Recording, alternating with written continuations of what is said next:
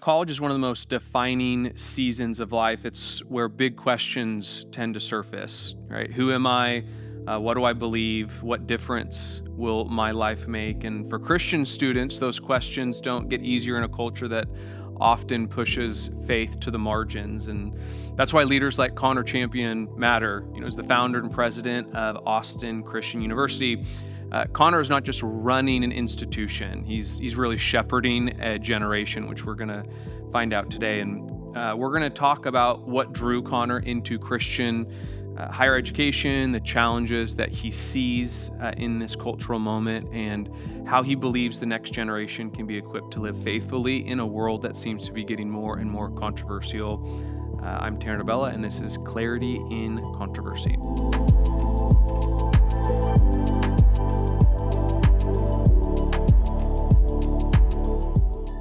Welcome, Connor. Thanks for joining us.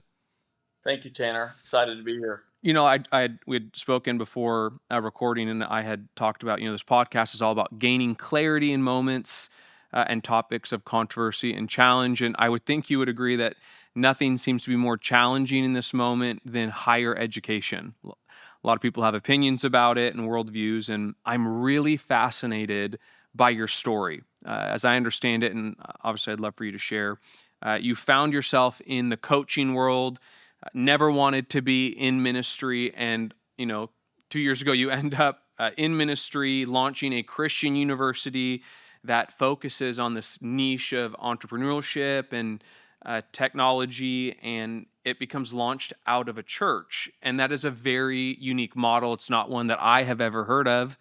And so before we dive into kind of some of the specific issues, I really want to hear from you, Connor, on what drew you personally into higher education, and specifically Christian higher education.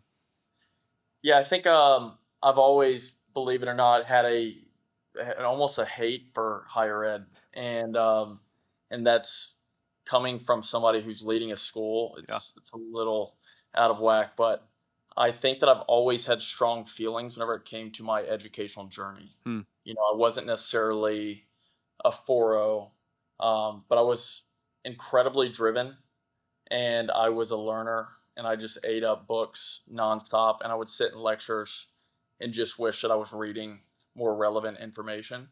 And so I think out of that disdain, like, there's almost been a birthing of a lot of different ideas that have all culminated. And so yeah, I don't know if I would have ever seen myself doing this. Um, never would have imagined. But I think out of the coaching world, you just start to fall in love with the students that you're maximizing. I mean, they're all college athletes, they're student athletes. And so, really, as a coach, your job is to maximize the potential of the players that you're in front of every single day. And so, that really became my life mission. It's basically, how do I maximize the people that are right in front of me, specifically in football? And so you just fall in love with the craft. Like, I fell in love with the craft of coaching, and so much of coaching is teaching. Uh, Great coach Bill Walsh talks about coaching is teaching. And so if you fall in love with teaching, the X's and O's, how do you maximize that? So I fell in love with a lot of educators who talked about neuroscience and talked about how to maximize the brain in the classroom. And so that was a small part of my coaching job, but it's recruiting, it's developing, it's the classroom, it's the hands-on learning. It's really everything that I get to do now. And I just probably didn't see it coming this way, Yeah, but I feel like I'm coaching every single day. that's great. So how did you get to the moment where you're in coaching, and all of a sudden you find yourself in a moment where it's transitioning to a ministry from the church that is launching a university in Texas? Yeah, so I never thought I'd leave coaching. I thought coaching was my ministry, and I had had a couple moments. So I'm a pastor's kid, and so it just felt like that was the thing that every PK kind of did. Honestly, like, go work for your parents, and it was a little bit of a cop out in my frame, and that's not necessarily the right frame. I think people are certainly called to it. The next generation of pastors' kids, and my younger brother has always been full-time ministry. But for me, I was 8 years old whenever I got my first coaching book. I was 14 years old whenever I started going to coaches conventions. I was a freshman in high school whenever I started coaching. So I wasn't playing. I was obsessed with the craft of coaching. And literally, just my whole life revolved around how do I become a college football head coach one day. Hmm. And at these coaches conventions, just started introducing myself, started handing out a resume that probably didn't have anything of relevance on it.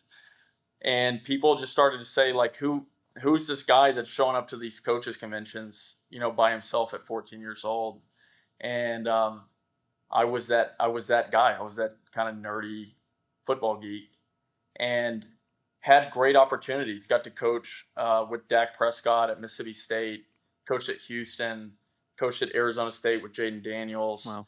Just kind of went around on this coaching gauntlet, and we had moved out here to essentially be a part of a job with Baylor, and my wife and I were praying through just a time of prayer and fasting, and we were like, I don't know exactly why we're here. There's other opportunities. Why are we in Texas, an hour away from where I grew up, which Hmm. was cool. And in that time of prayer and fasting, we just felt called to ministry. So I brought it to Pastor Joe, my father, and I just said, hey, feeling called to ministry. I don't like it. It doesn't feel like something that is in my way of thinking. But he was like, Connor, if you're called to it, you're outside of the will if you don't step into it. And Yeah. so that was, and I knew it was probably something related to developing people. I knew Hmm. that we had a school. I knew HR was something that came to mind. I love recruiting. I love developing. Like, how do we maximize this? But really, this vision of a school has been around for 20 years. I've heard about this vision, and they had just had an opening for who's going to lead this school into the next 25 years. We Hmm. had just hit 25 years as a church. Who's going to lead the school for the next couple decades? And they had been thinking about me for it, and they didn't bring it up because I was in coaching. And this was weeks before they talked about it with the board, and they just said, if we could pick anybody, it'd be Connor. Wow. And I don't say that from a standpoint of I'm not the guy that you would pick to lead a school. I'm not. Like, ask any one of my teachers growing up. Uh, but they felt strongly about it and stepped into it, and you just start dreaming of what's possible. And you just start kind of blowing the lid off of any preconceived notion of what a school looks like coming out of a church. Yeah, and I have been in higher education quite some time. I went to UC Davis in California, and then got my master's at Liberty. Very contrasting schools, and now I find myself as a PhD candidate. And so I've spent quite a bit of time in higher education, and I see the challenges and the frustrations. What stands out to me is the uniqueness of your school. It seems very in opposition in a good way on what higher education looks like. Talk to me about what Austin Christian University is, what you guys center on, and really what sets you guys apart from the rest of the space in higher education. Yeah, I think it's a totally new lane in a lot of ways, and I don't think that was intentional. I don't think that we set into it to be disruptive, but I think that everything that we've done, whenever you kind of stack it up, is just very disruptive as a whole. Yeah. And so, really, whenever you think about each component, we're going into it eyes wide open. The team that we built with is a lot of entrepreneurs. It's a Mm, lot of business people, yeah. and so we didn't have a university background that said this is the way that things should be done. We just kind of went case by case, just said, how would we maximize the student in this environment? And so you look at who has developed leaders better than anybody in a higher ed standpoint. Well, you have West Point. So how does West Point develop leaders? Well, it's peer to peer. Mm, That was something that we held on to. You look at Chick-fil-A and you go, they've developed culture better than anybody else in across all industries. How do they make a 16-year-old treat customers with a Ritz-Carlton experience. Hmm. So you meet with Ritz-Carlton or you meet with Chick-fil-A and you go, let's create a culture that gives this to an 18, 19-year-old. Um, Classroom space, same thing. How do you maximize the classroom? Well, it's not an hour and a half lecture. It's people are learning in short bits. So how do we break up a class in a way that's easily retained? So you do that over everything in a university setting. It's a lot of stuff. Yeah.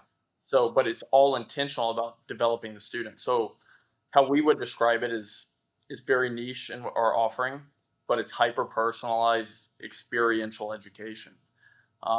So everything is about how do we maximize the student. And I think what's happening in the AI space, there's tools that we can use, not replacing what humans do best, and that's personal connection. That's that is the hyper personal part, but the hyper part is we're the first AI native university in America. We would be fools to not utilize that as a Yeah. tool to be able to run with speed in a way that other schools don't have the capacity to do. So, school of 70,000 people isn't turning that ship very fast. We're on the ground floor of it, and now it's a tool that we'll use school wide. So, Yeah. I think That's it's just amazing. I think it's how do we maximize each individual within the organization? Yeah, and I know you guys aren't just about measuring success in terms of student outcomes or numbers. How do you measure, and how have you seen success in something that's pretty new? You had told me before the call you guys are just celebrated your 2 years. What has success been for you? Obviously, this is very unique in the sense of you have brought in your coaching expertise and you're looking at a model that is pretty radical in the best sense of the word. How are you looking? How are you seeing success in the students over at your school? Yeah, it's a great question, and I think it is. I think to an extent you do have to find outcomes that you can measure. Yeah, I mean, for us, it's about falling in love with the process as a staff, as a student body, um, but you can see those outcomes in who you're developing. And so I think for us, a way that we've seen success is 96% retention rate, which is just crazy. yeah, wow, Verse, especially in today's, even from a football standpoint, the portal era, hmm, everybody's transferring. There's no commitment anywhere. I think just the amount of applicants, we haven't done advertising from a paid standpoint. wow, We don't want to really be known.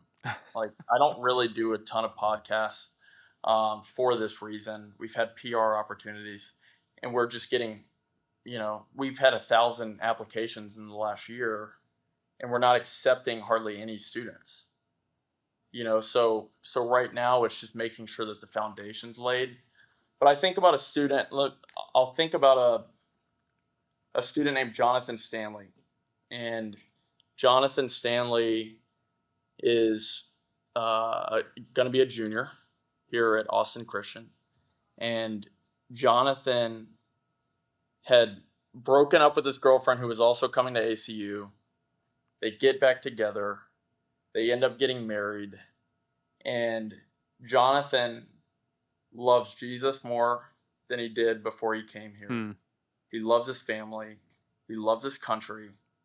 But Jonathan has also built a technology, an app that is an incredible tool that companies like Chick-fil-A are using, that he's been sponsored by OpenAI. He's getting major, major funding. He could sell his wow, company for $5+ million right now, and he's a junior. wow, So not only does he love the church, he loves his family. He has an incredible wife who also loves Jesus, but he's creating a technology that will compete against anybody that's in the secular space right now. yeah, And so, but he's kingdom minded, and he wants to sow that back into the kingdom wow, through things that he's passionate about. yeah. So that's a micro example of what's happening across the board at our school. That's incredible. I'm really interested to get your perspective. So, you're a president of a very successful university and you're seeing all this growth and faithfulness. How do you see your role not only as administrative, right? Because you're running a large organization with a lot of moving pieces, a lot of challenges, but how do you balance that nuance between this need to be highly administrative, but also I would imagine this deeply pastoral role that you're playing as coach to so many of these students walking through very formative years of their life. Yeah, I think it's a great question. I think what's awesome about being young, like I walk into the most presidential roundtable rooms and I'm like the student worker. And they're like, hey, who's the student that made it into the and I'm that guy that's also a president who looks, 21 years old. I'm not 21, by the way, but I just had students in here right before this podcast started. So I think it's going through these experiences of starting something and building something from the ground floor. Yeah. Every learning experience, you're going, our students need to know this. Hmm. Whenever I meet with somebody from Chick-fil-A about how to build culture, I'm learning that for the first time and it's relevant. It's relevant to the students who also want to start businesses where I'm not 65, 70 years old and I take a lot of things for granted. Like, these are the same thing. I'm not that far removed from our students right now. So you're bringing them along the journey. Like I treat them like a staff member. They have just as much buy-in. It's if they see trash on their way to class, that's not staff's job. We're Hmm. training that into the students. Wow. And I think that that's kind of that West Point approach Yeah. that we've taken. But I think it's everything that I'm learning, I'm sending it back out to the students Hmm. immediately. I'm sending text. I'm meeting with them. I'm saying, hey, you should learn about this. I just read about this figure, or I read about this company. Um, so I think it's all it's applicable Yeah. immediately to somebody who's building a company at 20 years old. Yeah. Yeah. Well, and I love the practicality of what you're doing. It seems like there's a high level of collaboration and knowledge sharing in your school, which is incredible. With any higher education institution, there's challenges, and I'm sure you've experienced that. What challenges, not only to you, but as you're looking at the big picture of Christian universities, what challenges are you facing in a cultural climate that is often very skeptical of faith, of Christian education? How are you navigating that, and what are you seeing? Um, I think that I think that the reason why the secular community oftentimes is skeptical of anything Christian is I think that we have a 99% acceptance rate a lot of times. Yeah. We accept everybody. And so what happens is it almost turns into a teen challenge. The culture isn't strong for the core values and core beliefs. And so I think that having clear standards on who we accept and who we keep at our school really helps that quality control of the product being the student. And so I think that yeah, there's definitely challenges with higher ed. I think that a lot of the things that are done um, are archaic in a sense. It's like, well, this is the way things have always been done. Yeah.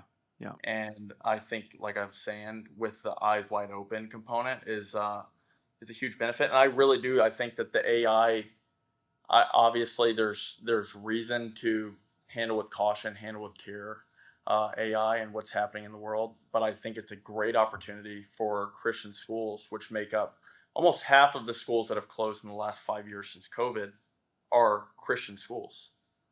And I think that this is a great opportunity for us to incorporate technology and AI into the foundation of the school so that way we don't have the administrative bloat. It's Yeah. almost 75% of schools are dishing out all revenue to headcount. 75%. 75% is Wow. going to headcount. Wow. So that's a great opportunity for us where we need to build a staff that is meeting with students constantly. Like they're constantly pouring into them. And then now we have an AI tool that's doing all of the administrative work for us and we can focus on what really matters. And now from 75% going to headcount, 25% is going to headcount. So Wow. we're saving Yeah. almost 50% of every dollar from a donor Wow. to give back to the student. So I think that some of these challenges that we're seeing in higher ed, I think also there's another side of what's happening in the world, and it's a great opportunity. Yeah. I think there's also, let me just say this as well. I think there's also, um, with the gray area, and with, I would also say, with the black and white delineation of what's happening in culture, like, it's very clear what the truth is. Yeah. It's very clear where we stand and where the world stands. And so I think leaning into that and going, all right, this isn't like we're just sitting in this gray area anymore. This is completely anti-gospel, Hmm. and I think that's an awesome opportunity. Absolutely. It's a great time to be, standing up for your faith, and I think parents and students want to be a part of something like that. Yeah. Obviously, in the position that you're in, you are constantly in conversations with students. And what are you seeing as some of the biggest spiritual questions that students are wrestling with right now? We obviously, know the moment that we're living in, but from your perspective, what are some of those things they're wrestling with and talking about on your school, and obviously you're speaking around the nation as well? What are you seeing in that respect? I think that the biggest question is, what does the word of God say, honestly? And I think oftentimes we go, well, obviously LGBTQ plus, you have all of these different cultural abortion. Yeah.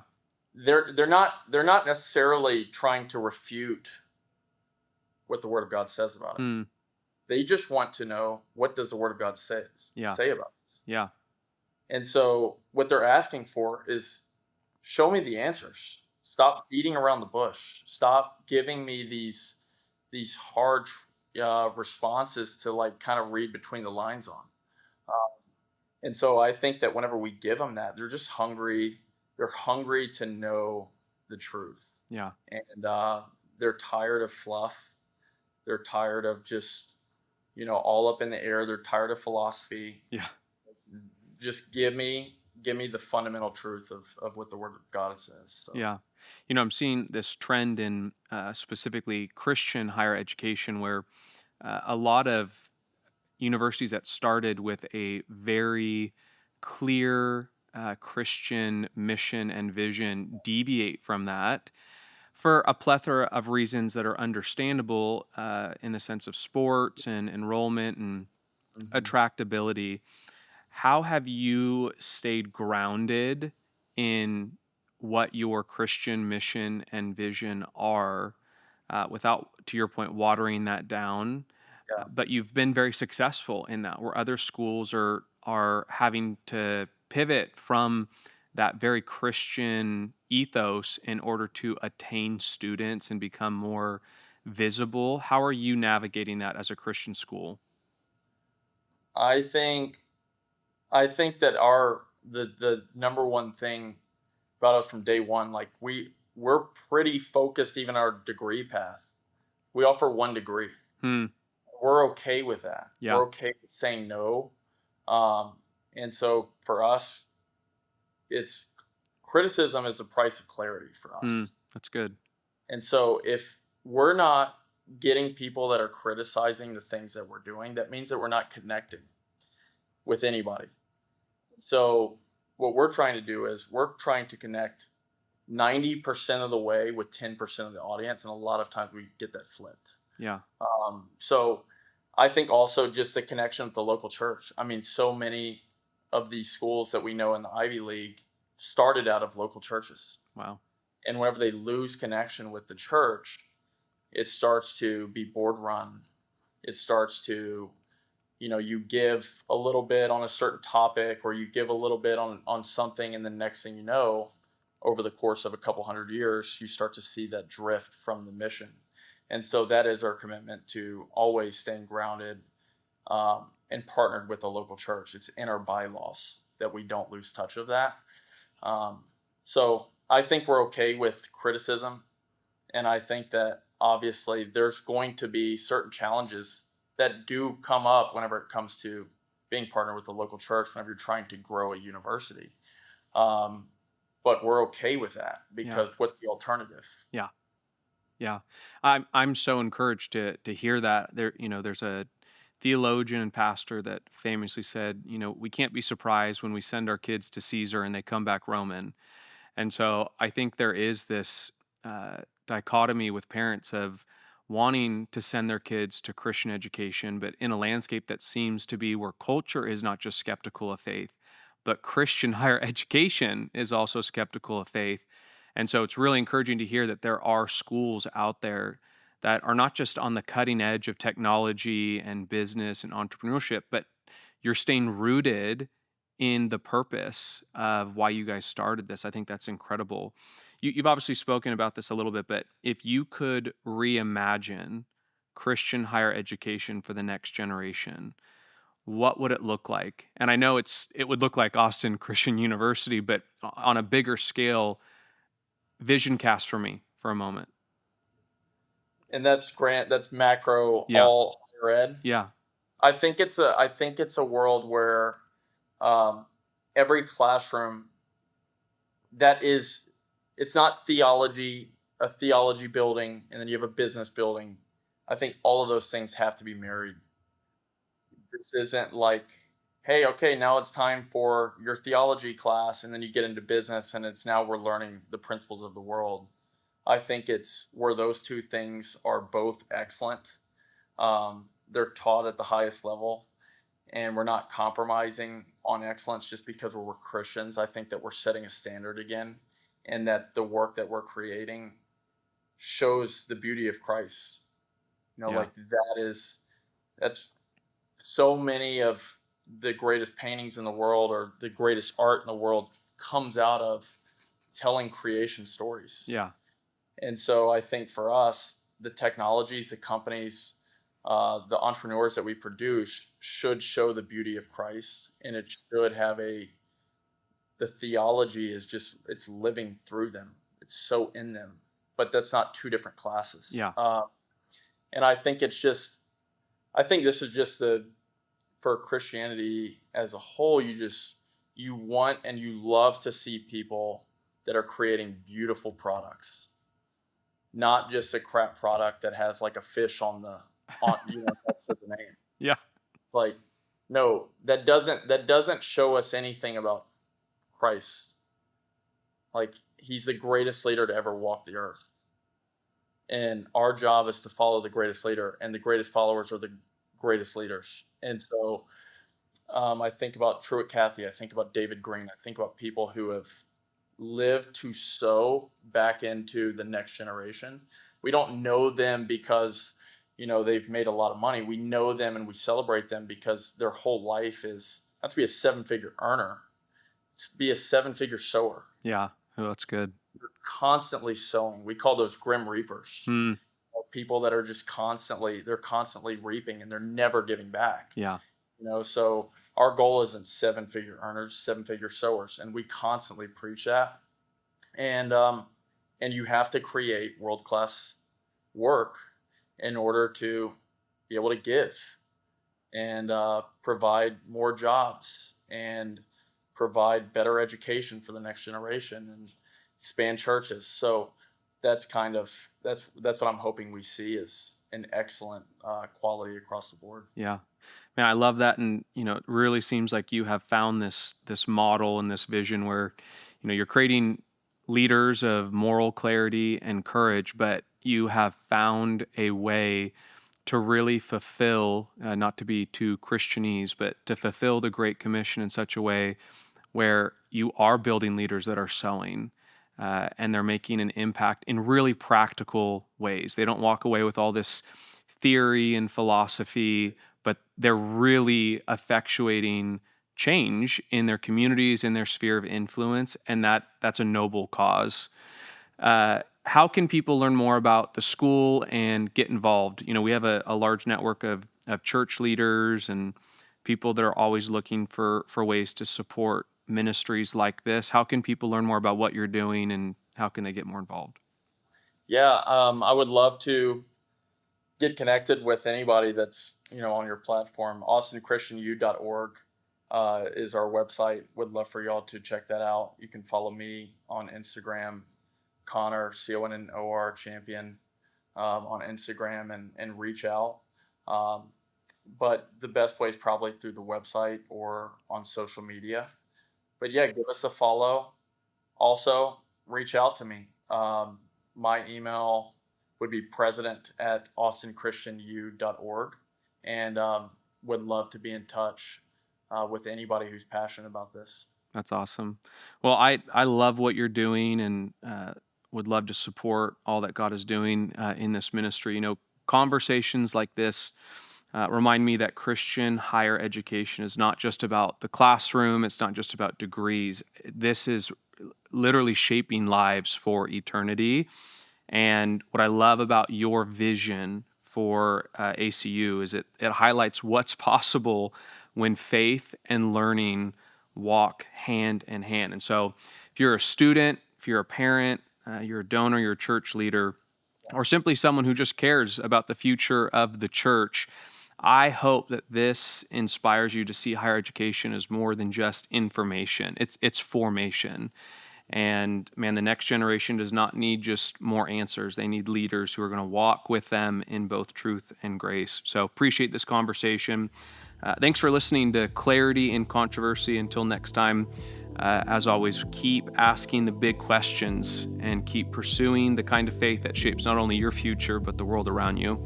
You can watch the full episode and more from Clarity in Controversy by going to theamericancouncil.com or texting Clarity to 96341. I'm Tanner DeBella, and this is Clarity in Controversy.